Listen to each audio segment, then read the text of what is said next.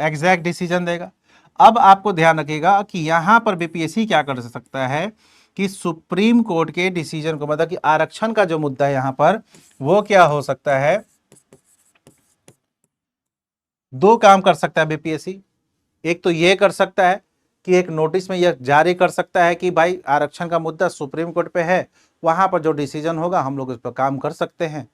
इसको लिखकर एक नोटिफिकेशन जारी कर सकता है और एग्जाम ले सकता है सही समय पर।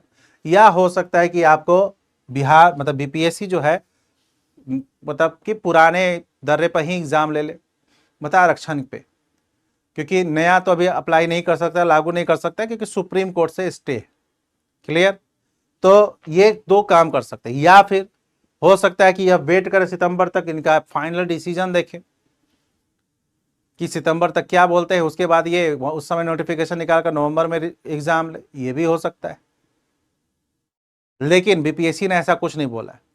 अकॉर्डिंग टू चेयरमैन, जो उनके चेयरमैन है, उनके अकॉर्डिंगली अगर वैकेंसी मिलेगी, क्योंकि ये और भी एग्जाम ले रहे हैं, अगर वैकेंसी मिलेगी तो ये मुद्दा इनके लिए नहीं है, तो ये एग्जाम लेंगे किस दिन, 30 सितंबर को ही लेंगे। ये एग्जाम 30 सितंबर को ही लेंगे। तो आप लोग के दिमाग में अगर जो बैठ गया है कि सर 30 सितंबर को एग्जाम नहीं होगा, मैं फिर से बता दे रहा हूं कि आप लोग को बहुत नुकसान कर सकता है। आप लोग को बहुत नुकसान कर सकता है ये, अगर आपके दिमाग में अगर बैठ गया। अरे यार चलो ठीक है, अगर मान लीजिए कि आगे बढ़ गया तो अच्छी बात है, आगे बढ़ गया तो अच्छी बात है हमारे लिए, लेकिन मान लो हो गया तो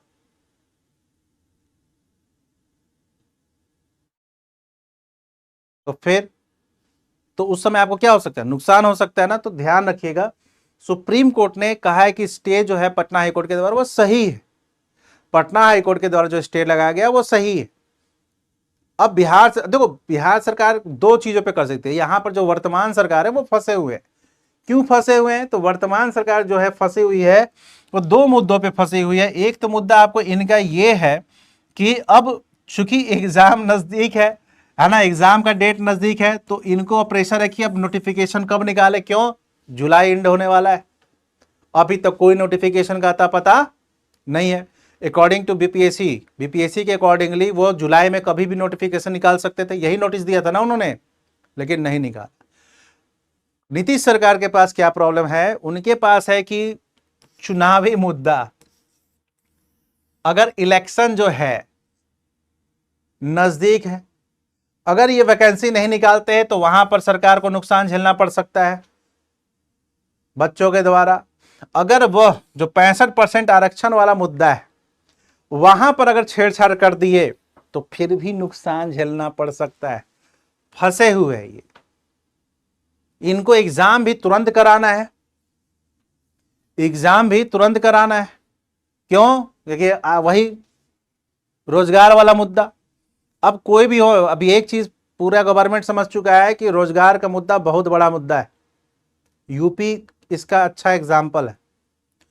तो ये नीतीश सरकार जो है, मतलब वर्तमान सरकार फंसी हुई। तो अब देखना होगा कि उनका क्या डिसीजन होता है। लेकिन हमको क्या मानकर चलना है, 30 सितंबर, जब तक से बीपीएससी के द्वारा कोई भी ऑफिशियल, जब तक से बीपीएससी के द्वारा कुछ भी ऑफिशियल नहीं दिया जाता है, हम लोग को क्या मानकर चलना है, 30 सितंबर।